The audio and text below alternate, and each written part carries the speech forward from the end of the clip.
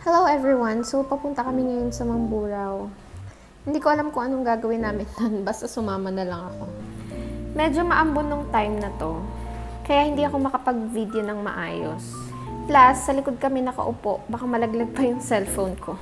So, ayan na nga si Sai, hindi pa kami nakakalayo, gutom na naman. Buti na lang may baon kaming snacks and water. So, ayan na nga, inabutan kami ng ulan, sobrang lakas ng ulan. Tapos biglang hihinto.